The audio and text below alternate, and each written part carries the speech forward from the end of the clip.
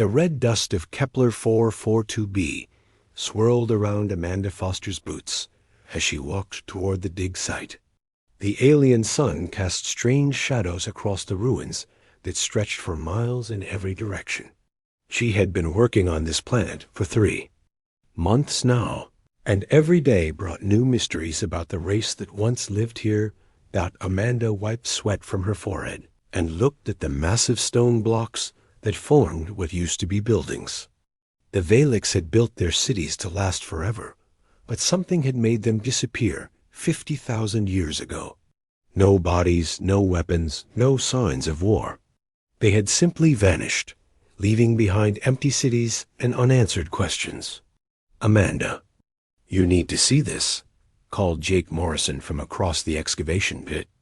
Jake was the team's language expert, and his voice carried an excitement that made Amanda hurry toward him.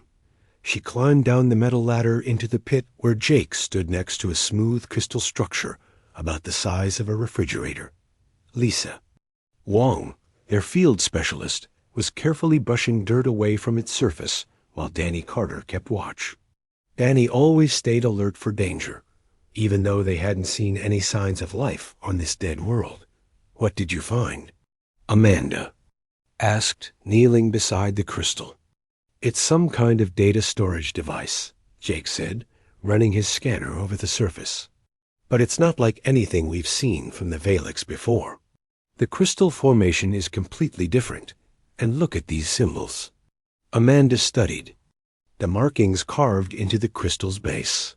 They were definitely Valix writing, but the style was rushed and desperate, unlike the careful inscriptions they had found in other ruins.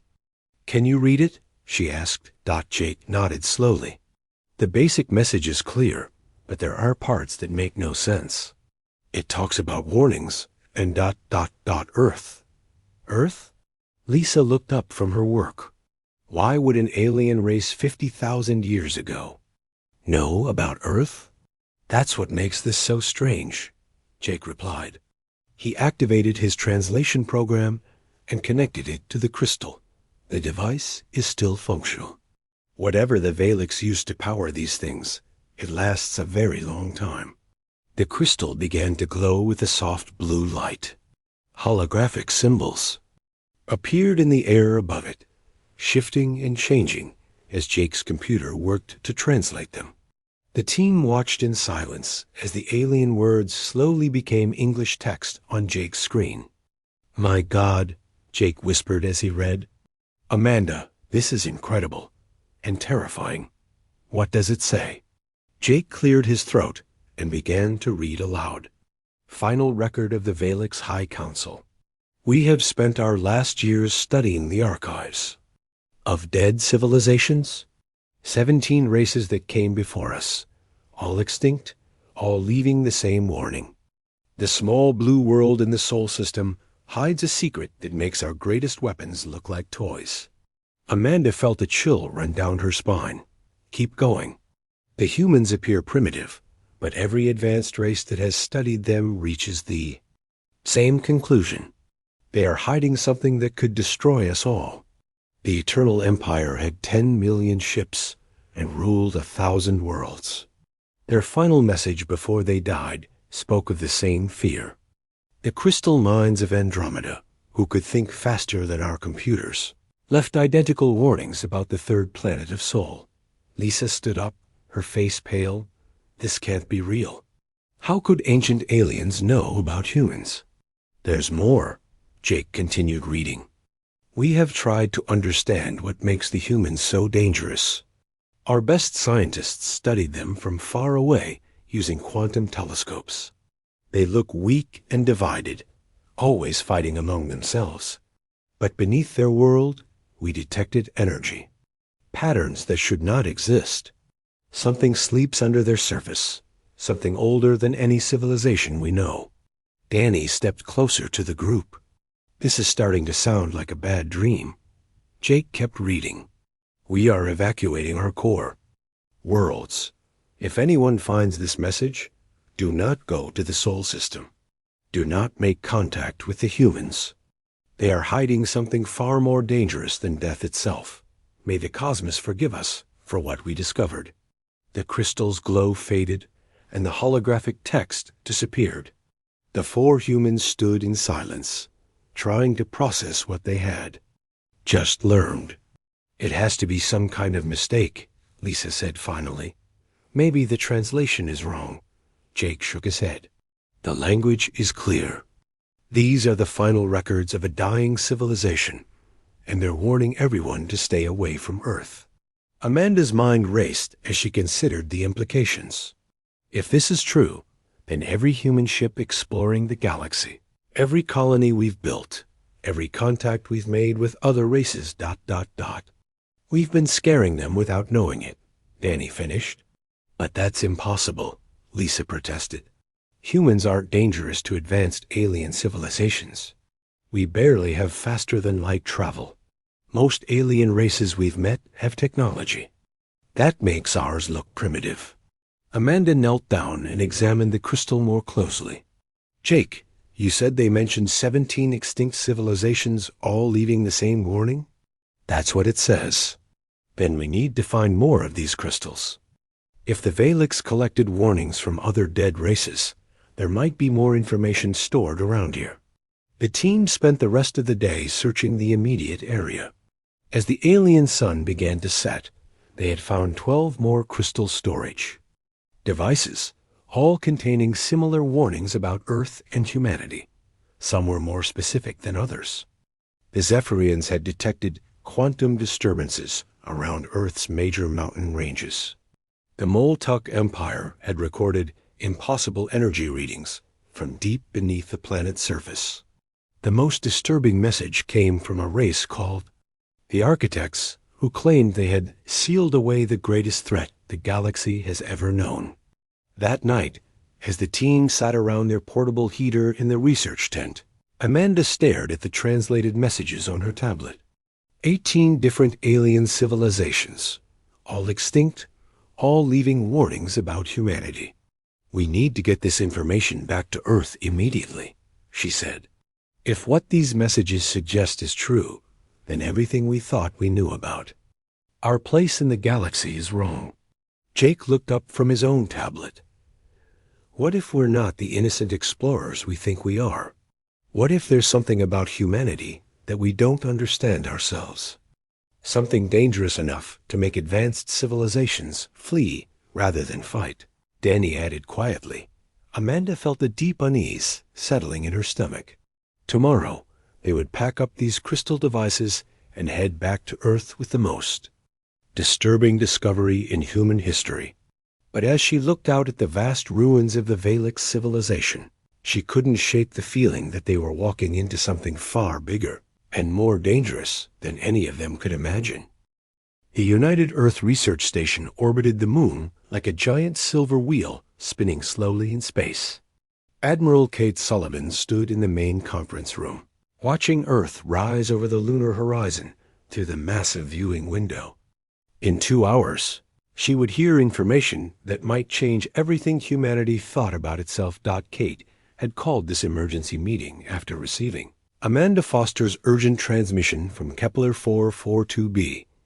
The message had been brief but alarming, enough to bring together the most important people in human space exploration and defense. The conference room door opened, and General Rick Hayes walked in wearing his formal military uniform. Behind him came Director Susan Park from Colonial Intelligence, a thin woman with sharp eyes who knew more secrets than anyone in the solar system. Dr. Alex Turner, the Chief Science Officer, followed them carrying a tablet full of data. Admiral, General Hayes said as he took his seat at the long table, I've read the preliminary report from the Foster team. Please tell me this is some kind of mistake. Kate shook her head. I wish I could, General. But we've had our best people checking the translations. The warnings are real. Dr. Turner activated the large screen at the front of the room.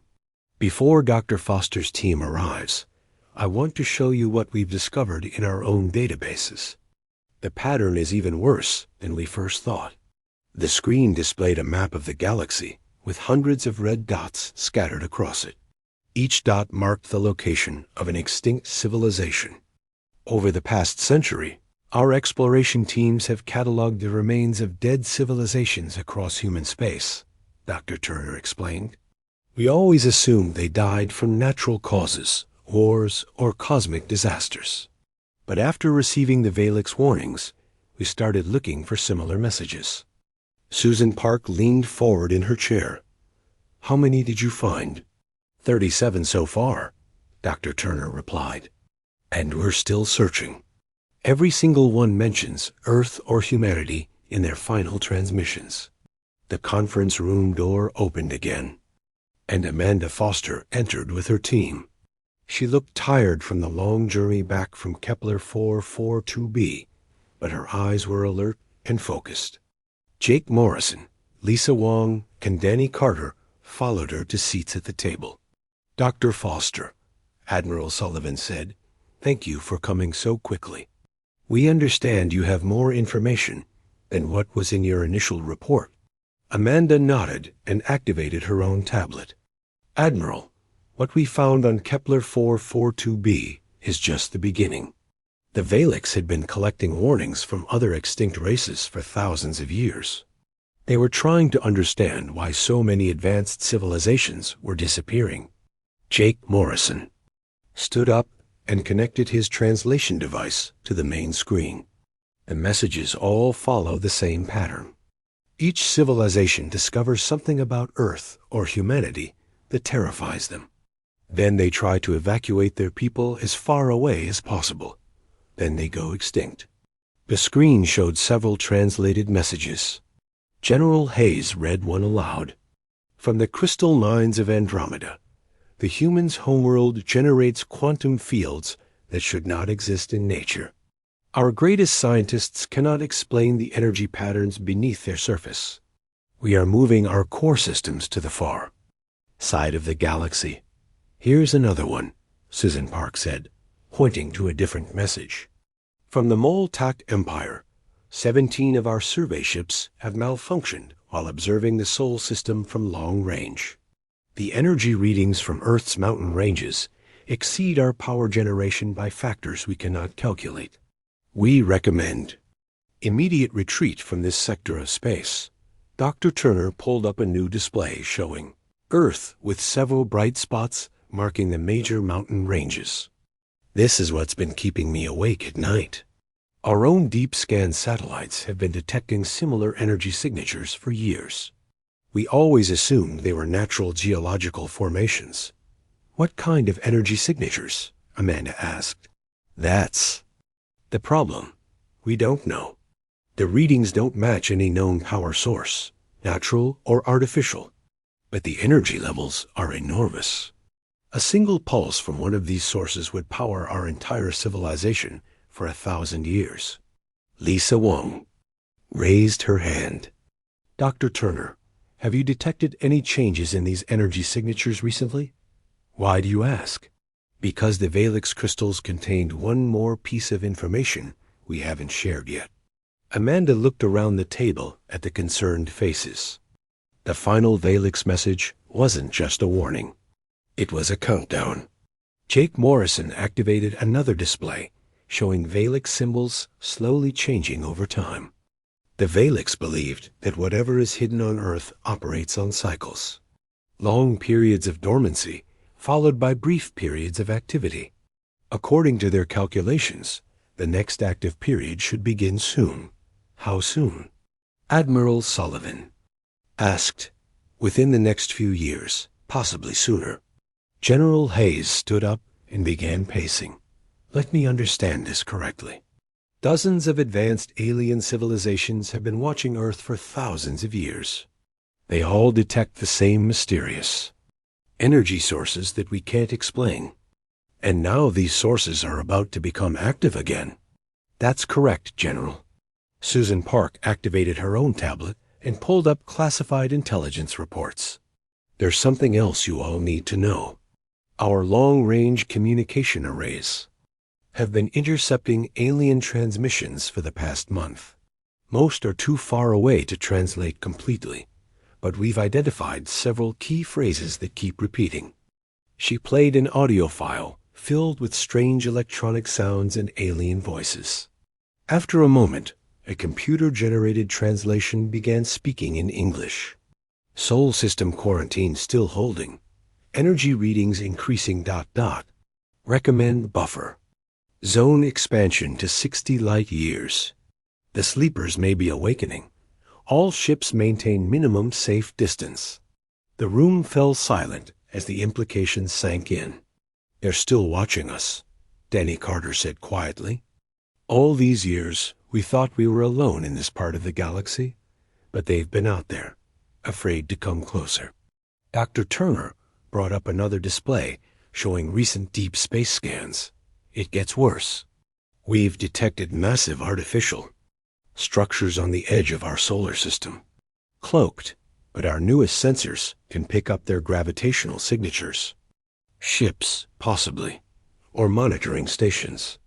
Amanda felt her heart racing. How long have they been there? We don't know.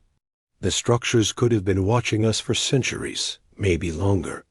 Admiral Sullivan looked at each person around the table.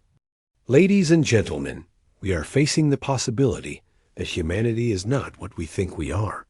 Every alien civilization that has studied us has reached the same conclusion.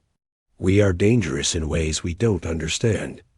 The question is, General Haas added, what do we do with this information? Do we start digging into these energy sources? Do we try to contact the aliens who are watching us? Or do we pretend we never learned any of this? Susan Park shook her head. It's too late for pretending. If what the Valix predicted is true, and these energy sources are about to become active, then ready or not, we're about to discover what makes humanity so terrifying to the rest of the galaxy. Dr. Turner saved all the data to his tablet and looked around the room. I recommend we begin immediate deep excavation of the energy signature sites. If something is buried beneath our major mountain ranges, we need to know what it is before it decides to wake up on its own.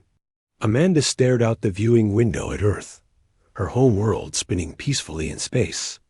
Somewhere beneath that familiar blue surface lay secrets that had made the greatest civilizations in galactic history flee in terror.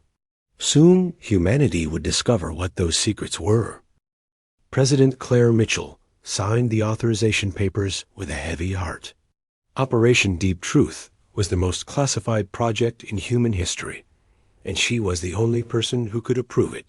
The documents in front of her would either reveal humanity's greatest secret or destroy everything they had built. Are you sure about this, Madam President? Asked her chief of staff. Standing beside her desk in the Oval Office. Claire looked up from the papers. We don't have a choice. If something is buried under our mountains, and it's about to wake up, we need to know what it is before that happens. 3,000 miles away, Colonel Steve Adams stood at the edge of a massive construction site in the Rocky Mountains of Colorado. The government had told local residents that they were building a new geological research facility, but the truth was far more complicated. Behind him, enormous drilling machines worked day and night to dig deeper into the earth than any human had ever gone before. Colonel Adams called Dr. Rachel Kim as she approached carrying a tablet full of data. Rachel was the scientific director of the operation and one of the smartest people Steve had ever met. We've reached the 5-mile depth mark. The energy readings are getting stronger. Steve looked at the massive drill that disappeared into the ground. Any problems with the equipment? That's what I wanted to talk to you about. The quantum drilling system is working perfectly, but we're starting to see some unusual effects. Dr. Rachel led Steve to the main control center, a building filled with computers and monitoring equipment. Inside, Ben Clark was studying geological readouts while Maria Santos worked on energy measurements. Dr. Paul Green, their expert on alien technology, was examining quantum field data that made no sense. Show me what you found, Steve said. Ben Clark pointed to his screen. Colonel, according to our instruments, we're drilling through normal rock and earth. But the drill is encountering resistance patterns that don't match any known geological formations. What kind of resistance? It's like the rock is trying to repair itself as we drill through it. The drill cuts through, but our sensors show the material flowing back together behind it. Maria Santos looked up from her energy readings. That's not the strangest part, Colonel. The energy signature we're following isn't just getting stronger as we go deeper. It's getting more complex, like it's responding to our presence. Dr. Paul Green turned away from his quantum field display. Colonel, I've been studying alien technology for 15 years. What we're seeing down there doesn't match anything in our databases. The quantum fields are fluctuating in patterns that suggest intelligence. Steve felt a chill run down his spine. Intelligence? You mean something down there knows we're coming? I can't be certain, but the patterns are too organized to be natural. Dr. Rachel activated the main display screen, showing a cross-section view of their drilling progress. We're currently at 5.2 miles deep. The target depth is 7 miles, based on the strongest energy readings. But Colonel, there's something else you need to know. What? Several of our team members have been reporting unusual dreams since we started the deep drilling. Very vivid dreams about vast spaces and beings that don't look like anything we've ever seen. Steve looked around the control room at his team. Dreams? That doesn't sound like a scientific concern. Ben Clark spoke up. Colonel, I've been having them too. Dreams about flying through space, seeing planets and stars, but also seeing things that are alive, but not biological. It's like seeing thoughts that have physical form. I've had similar experiences, Maria added. And the dreams always end the same way. Something enormous and ancient is sleeping, and it's starting to wake up. Dr. Paul Green pulled up another display. Colonel, there's a possibility that whatever is down there is affecting our brains through quantum field manipulation. Some advanced civilizations we've studied had technology that could influence consciousness at a distance. Steve considered this information carefully. Dr. Kim, how much longer until we reach the target depth? At our current drilling rate. Approximately 18 hours. And our equipment is functioning normally despite these quantum effects. Yes, sir. Whatever is down there seems to be curious about us rather than hostile. Our instruments are working better than expected. Steve made his decision. We continue the operation. But I want all team members to report any unusual experiences immediately, and I want extra security measures in place. 18 hours later, Steve stood in the control room watching the drill penetrate the final layer of rock before reaching the target depth. The energy readings had been climbing steadily, and now they were off the scale. Colonel, Dr. Rachel called out, "We're breaking through into some kind of open space." The drill stopped moving downward and began spinning freely. On the screen, they could see that the drill bit had emerged into a vast chamber deep beneath the mountain. "Lower the camera probe," Steve ordered. A small robotic camera descended through the drill hole on a long cable. As it entered the chamber, the images it sent back made everyone in the control room freeze in amazement. The chamber was enormous, stretching far beyond what their lights could illuminate. But more incredible than its size were the structures inside it. Something that looked part machine, part living organism, and part pure energy filled the space. It pulsed with a soft light that seemed to respond to the camera's presence. "My God," Dr. Paul Green whispered. "It's beautiful and terrifying at the same time." The structure seemed to be built from materials that didn't exist in nature. Some parts appeared to be metal, but metal that flowed like liquid. Other sections looked organic, like the inside of some massive creature. And throughout it all, energy flowed in patterns that hurt to look at directly. "Dr. Kim," Steve said quietly, "how old is this thing?" Rachel was running analysis programs on the images. "Colonel," based on the quantum decay patterns and energy signatures. This structure is approximately 65 million years old. 65 million years? Ben Clark looked up from his geological data. That's when the dinosaurs went extinct. Maria. Santos was studying the energy readings from the chamber. Colonel, the energy output from this structure is incredible. It's generating more power than our largest fusion reactors, but it's been dormant for millions of years. And now it's waking up, Dr. Paul Green added, watching the patterns of light move through the structure. The quantum fields are becoming more active every minute. Steve realized they had found something that had been sleeping beneath Earth since before humans existed. Something so old and powerful that it had made advanced alien civilizations flee in terror. Dr. Kim, I need you to contact President Mitchell immediately. Tell her we found what's been hidden under our world for 65 million years. What should I tell her it is? Steve looked at the screen, showing the massive structure pulsing with ancient energy. Tell her we've found something that has been guarding Earth since the age of dinosaurs. And tell her it's starting to wake up.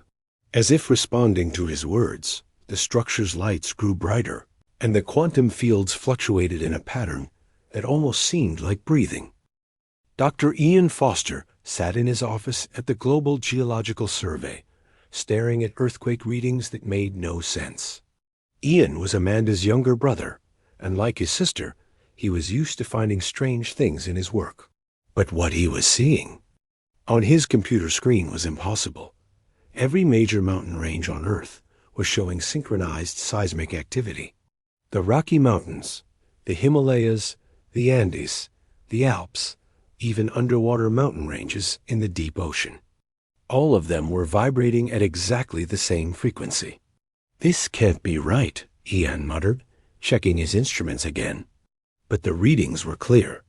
Something beneath Earth's major mountains was waking up, and it was happening everywhere. At once, his phone rang. Dr. Foster, this is General Hayes from the Defense Department. We need to talk. 20 minutes later, Ian was in a secure video conference with military officials he had never met before. General Hayes explained about Operation Deep Truth and the discovery beneath the Rocky Mountains. Ian listened in amazement as he learned about his sister's discovery and the ancient structure that had been sleeping under Colorado. Dr. Foster, General Hayes said, we need to know if the excavation in Colorado has triggered activity in other locations. Ian pulled up his global seismic data. General, it's not just triggered activity. Every major mountain range on Earth is showing the same energy patterns we detected in Colorado. Whatever you found under the Rockies, it's not alone. Meanwhile, on Mars Colony 7, engineer Zoe Parker was dealing with her own impossible situation. The quantum mining equipment at Olympus Mons had been acting strangely for the past week, and now her instruments were detecting energy signatures that shouldn't exist on the Red Planet. Base Control, this is Mining Station 7, Zoe spoke. Into her radio. I'm getting readings that match nothing in our geological databases. What kind of readings, Zoe? Came the reply from the main colony base. Energy signatures similar to what Earth reported from their deep excavation project. But that's impossible. Mars is a dead planet. Zoe suited up and went outside to check the mining equipment personally. As she approached the drill site near Olympus Mons, her radiation detector began clicking rapidly. But these weren't normal radiation readings. The energy was coming from deep underground, and it was getting stronger every hour. Back on Earth, Dr. Ashley Moore was studying tissue samples from the Colorado structure when she made a discovery that changed everything. Ashley was a xenobiologist who specialized in alien life forms, but what she found in the samples was beyond anything she had ever seen. Colonel Adams, she called over the intercom, you need to see this immediately. Steve Adams arrived at Ashley's lab to find her staring at microscopic images on her computer screen. The images showed what looked like genetic material but it was unlike any DNA or alien genetic code they had encountered before. Colonel, this structure isn't just a machine or a building. It's alive. But more than that, it contains genetic information from thousands of different species. Species from Earth? Not just Earth, Colonel. I'm finding genetic markers from life forms that could only exist on dozens of different worlds. This thing has been collecting and storing biological information from across the galaxy for millions of years. Steve studied the genetic readouts on Ashley's screen. Dr. Moore, are you saying this structure is some kind of cosmic library? More than a library, Colonel. Based on these genetic patterns, I think it's been preserving life itself. Every time a species goes extinct, somehow, this structure saves their genetic information. At Jupiter Station, orbiting the gas giant, Commander Tony Walsh was dealing with his own crisis. The research station's instruments had detected massive quantum anomalies near the Great Red Spot, and his science team couldn't explain what they were seeing. Commander, called Dr. Linda Price from the quantum physics lab, the anomalies are getting stronger. Whatever is causing them is huge. Tony looked at the readings from their deep space sensors. How huge? The energy signatures suggest structures the size of small moons, hiding in Jupiter's upper atmosphere. And Commander, they're not natural. Back on Earth, the intercepted alien communications were becoming more frequent and more desperate. Susan Park sat in the Colonial Intelligence Headquarters, listening to translations of messages from civilizations that humans had never contacted. The latest message was from a race called the Keth Mori, and their fear was obvious even through the computer translation. Emergency broadcast to all surviving civilizations. The Tarani have disturbed the sleepers beneath their homeworld. All fleets must evacuate to minimum safe distance immediately. Begin implementation of Omega Protocol, the message continued. The last civilization to wake the sleepers was the Eternal Empire. They controlled 100,000 worlds and had weapons that could destroy stars. After they awakened the sleepers, only dust remained. Susan played the recording for President Mitchell during an emergency briefing. Madam President, we're receiving similar warnings from at least a dozen different alien civilizations. They're all fleeing this part of the galaxy. President Mitchell sat quietly for a moment, processing the information.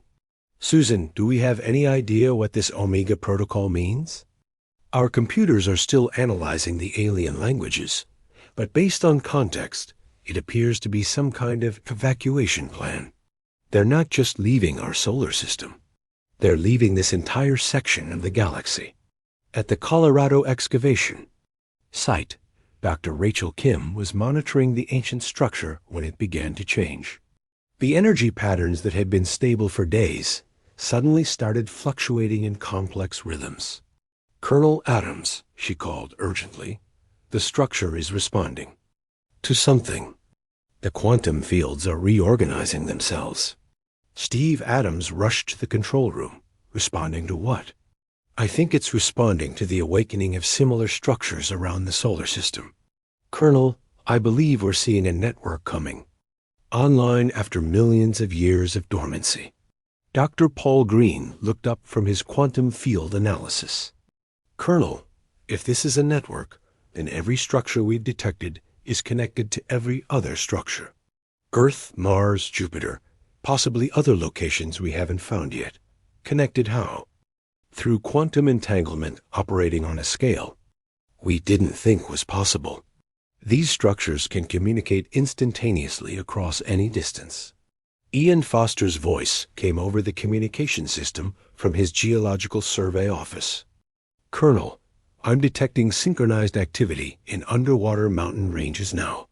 The Mid-Atlantic Ridge, the Pacific Ring of Fire, deep ocean trenches. Whatever these structures are, they're everywhere. On Mars, Zoe Parker reported similar findings. Earth control, the energy readings at Olympus Mons just increased by 300%. And I'm detecting artificial structures beneath the Martian surface that weren't there yesterday. Weren't there yesterday? Steve Adams asked over the radio. Colonel, these structures appear to be growing, building themselves from materials I can't identify. Dr. Ashley Moore made another disturbing discovery in her lab. Colonel, I've found human genetic material in the Colorado structure. Human genetic material? But the structure is 65 million years old. That's what makes this so disturbing, Colonel. The human DNA is integrated into the structure's core systems. Not added recently, but part of the original design from millions of years ago. Steve Adams felt the weight of realization settling on him. Dr. Moore, are you suggesting that whoever built these structures knew about humans before humans existed?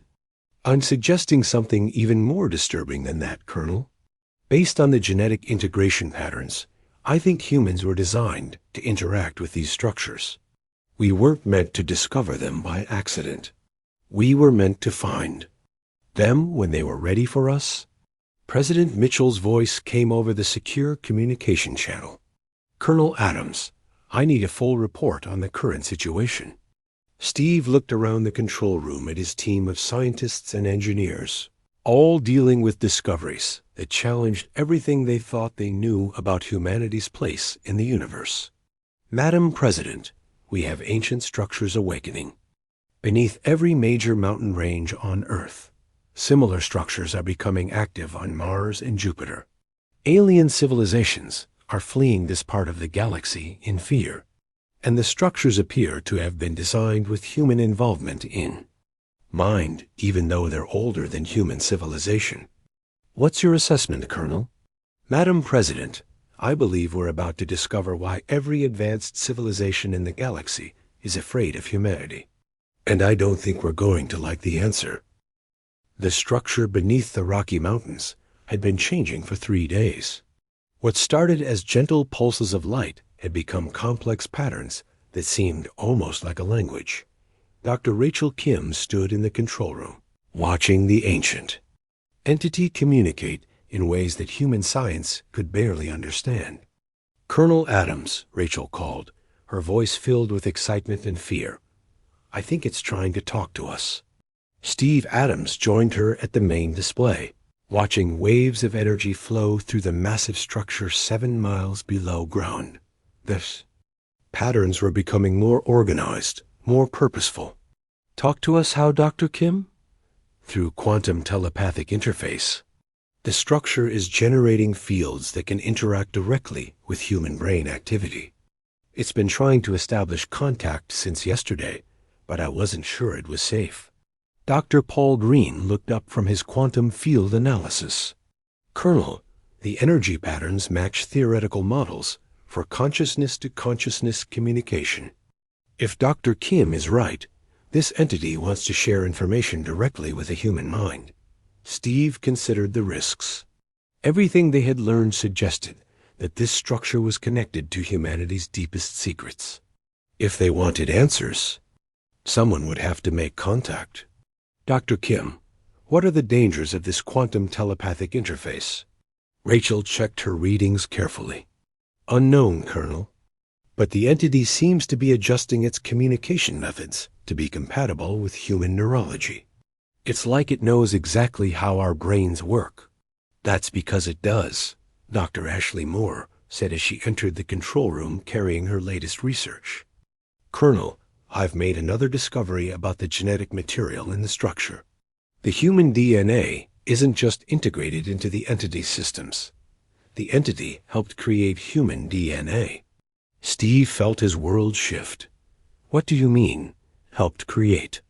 Ashley activated her tablet and showed them genetic comparison charts. Colonel, modern human genetic code contains sequences that don't exist in any other Earth species. These sequences are identical to programming instructions I found in the structures. Core systems, programming instructions, instructions for consciousness development, enhanced neural capacity, and quantum neural interface compatibility. Colonel, humans weren't designed by evolution alone. We were modified by this entity and others like it. Steve looked at his team of scientists, all dealing with revelations that challenged everything they thought they knew about humanity. Dr. Kim, establish contact with the entity. We need answers. Rachel nodded and activated the quantum telepathic interface. She placed a specialized headset connected to the quantum field generators and sat down in the communication chair. Beginning interface contact, she announced. For several minutes, nothing happened. Then Rachel's body went rigid, and her eyes rolled back. When she spoke again, her voice had a strange quality, as if two people were talking at the same time. We have waited so long for you to find us, the entity said through Rachel. Your species has finally developed enough to understand the truth. Steve stepped closer to Rachel's chair. What truth? What are you? We are the architects. We were the first intelligence to arise in this galaxy, millions of years before any other civilization. We seeded life throughout the stars, nurturing species and guiding their development. Why? What was your purpose? To find the one species that could transcend the limitations of biological existence. To find a race that could become something greater than matter and energy. After searching for hundreds of millions of years, we found the potential we sought. Steve felt his heart racing. In humans? In your ancestors. The species that would become humanity showed the ability to manipulate reality at the quantum level, to exist as both matter and consciousness simultaneously. They could transcend death itself, reshape the universe with their thoughts. Dr. Paul Green stepped forward. If our ancestors had these abilities, why don't we? The entity's voice carried sadness. Because we became frightened of what we had created. Your ancestors' power grew beyond our ability to control or understand. They began reshaping entire star systems, creating and destroying matter at will. Some of them transcended physical form entirely, becoming beings of pure consciousness that could exist anywhere in space and time. Ashley Moore looked up from her genetic research. What happened to them? We imprisoned them. The architects created a quantum prison around the third planet of the Sol system. We placed barriers that would contain their abilities and reset their civilization whenever they approached their true potential. Steve felt sick as the implications became clear. Earth is a prison planet. Yes, we surrounded your world with quantum barriers and placed ourselves as eternal guardians. Every time human civilization advanced too far, we would trigger catastrophic events to reset your development. The dinosaur extinction, Rachel said, her own voice mixing with the entities. Ice ages, volcanic eruptions, plagues. All interventions to prevent humanity from reaching its true nature. We told ourselves we were protecting the galaxy from a species too dangerous to exist freely. Dr. Paul Green asked the question everyone was thinking. Are we still dangerous? More dangerous than you can imagine, but also more wonderful. Your species has the potential to reshape reality itself, to transcend the boundaries between life and death, matter and energy, time and space. You could become gods in the truest sense of the word. Steve walked to the viewing screen, showing the ancient structure. Why are you telling us this now? Why end the imprisonment after millions of years? Because we are dying. The architects have maintained these quantum barriers for too long. Our energy is failing, and soon we will not be able to contain your true nature. The barriers around Earth are already weakening. Ashley looked at her genetic data. Is that why some humans are already showing unusual abilities? Yes. As the barriers weaken, some of your people are beginning to access their true potential. Healing from fatal injuries, manipulating matter, existing in multiple places simultaneously. These are just the beginning of what your species can become. Rachel's body trembled as the entity shared more information. But you must understand the cost of freedom. Every other civilization in the galaxy fears you for good reason. When your ancestors last walked free, they consumed entire star systems for energy, reshaped planets as experiments, and treated other intelligent species as interesting specimens. Are we monsters? Steve asked quietly. You are a species with the power of creation and destruction on a cosmic scale. Whether you become saviors or destroyers of the galaxy depends on choices you have not yet made. Dr. Paul Green studied his quantum readings. What happens if we choose to break free of the barriers completely? You will transform into something the universe has never seen. Some of you will retain your humanity and use your power wisely. Others will lose themselves in the intoxication of unlimited ability. The galaxy will either be elevated to heights of wonder or consumed in cosmic fire. Steve looked around the control room at his team. Do we have a choice? Can we choose to remain contained? The barriers are failing, whether you choose freedom or not. But we can offer you one final option. We can use our remaining energy to rebuild the quantum prison, stronger than before. You would remain safely limited, but your children and their children would never know what they could have become. Rachel's voice became her own again as she asked the entity's final question. What will humanity choose? Will you embrace your destiny as the most powerful beings the galaxy has ever known? Or will you accept eternal limitation to protect the universe from yourselves? The entity's presence faded from Rachel's mind, leaving her gasping in the communication chair. Around the control room, alarms began sounding as quantum barriers around Earth started fluctuating wildly. Steve Adams realized that within hours, he would have to help humanity make the most important decision in the history of the universe. Accept godlike power with all its terrible responsibilities, or choose the safety of eternal imprisonment. Either choice would change everything. President Claire Mitchell stood in the Situation Room beneath the White House, surrounded by the most powerful people in human civilization. The decision she was about to make would determine the future of humanity and possibly the entire galaxy. Around the table sat Admiral Kate Sullivan, General Rick Hayes, Director Susan Park, and Dr. Alex Turner. On the main screen, Colonel Steve Adams reported from the Colorado facility where the architect entity waited for humanity's answer. Let me make sure I understand this correctly, President Mitchell said. We can choose to remain as we are, limited, but safe, or we can become beings with the power to reshape reality itself. That's correct, Madam President, Colonel Adams replied from the screen.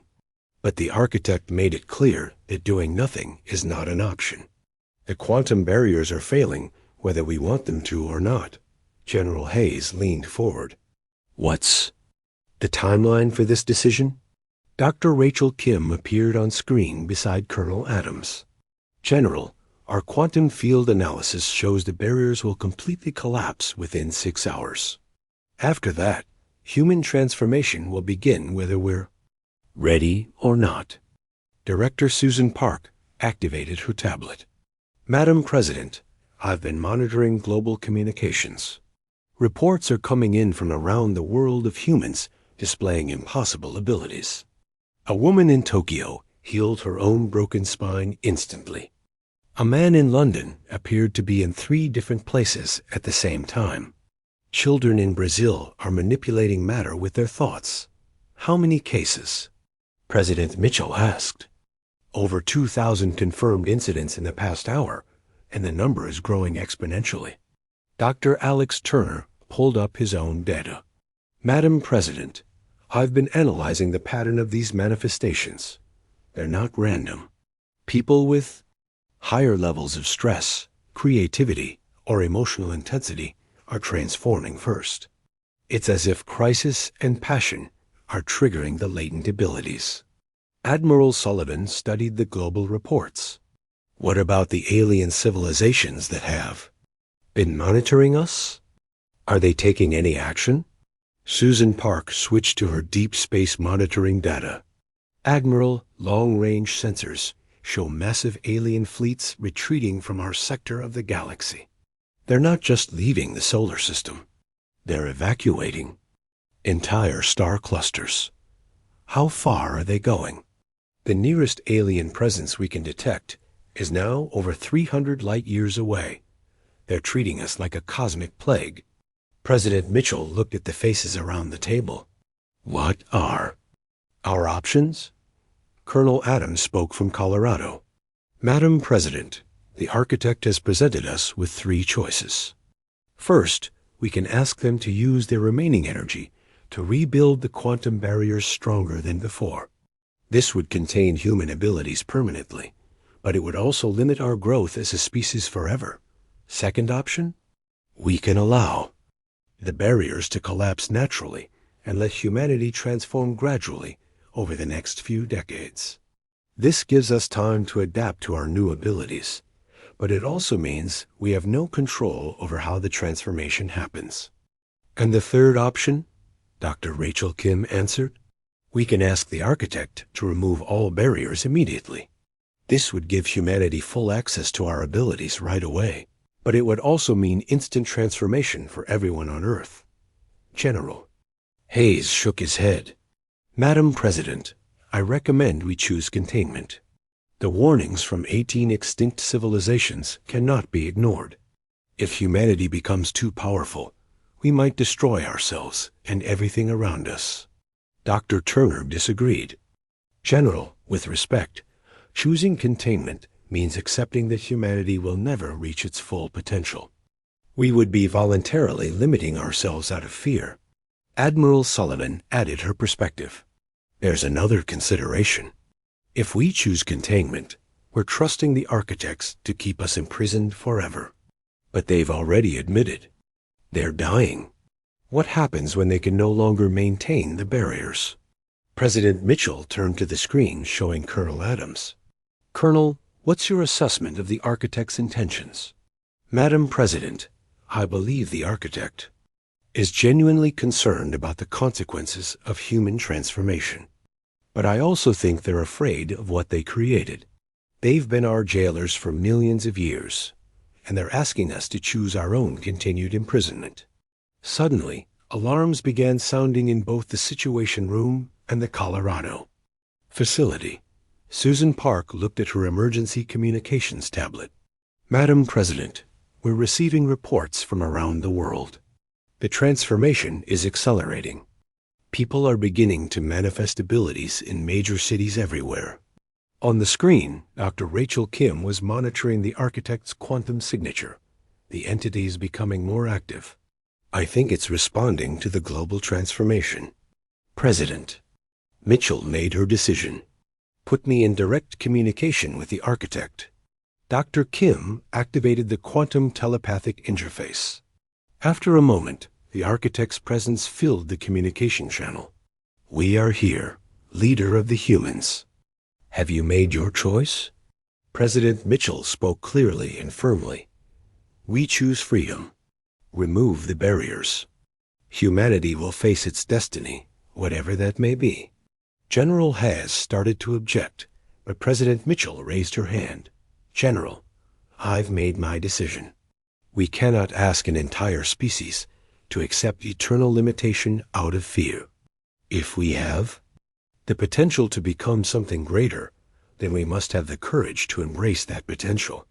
The architect's voice carried both sadness and admiration. You choose as we expected you would. Your species has always chosen freedom over safety, growth over comfort. We will remove the barriers. What happens next? President Mitchell asked. What happens next is up to you. Some of your people will use their new abilities wisely. Others will be consumed by power. Some will transcend physical existence entirely. Others will remain essentially human, but with capabilities beyond your current understanding. Will we destroy the galaxy? That is your choice to make. You have the power to create wonders beyond imagination, or to consume everything in cosmic fire. We can only hope that wisdom will guide your transformation. Dr. Kim suddenly gasped as the architect's presence intensified. It's beginning. The barriers are dissolving. Around the world, The transformation of humanity began in earnest. In hospitals, the dying were suddenly healed. In laboratories, scientists found themselves understanding the deepest secrets of the universe. In schools, children began manipulating matter with their thoughts. Some people panicked as they felt their consciousness expanding beyond their physical bodies. Others laughed with joy as they discovered they could fly, teleport, or exist in multiple places simultaneously.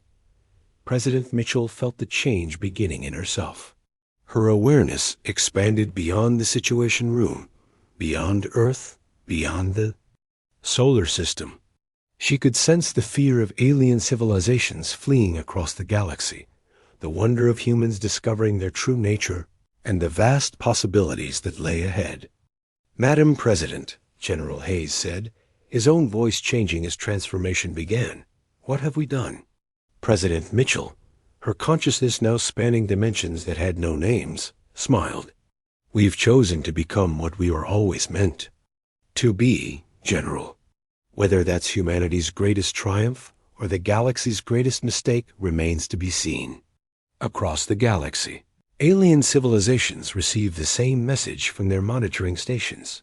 Quantum barriers around Sol system have collapsed. Human transformation is complete. All fleets maintain maximum distance. Omega Protocol is now in effect. The Terrans are no longer contained. The message ended with a simple statement that struck fear into every alien heart.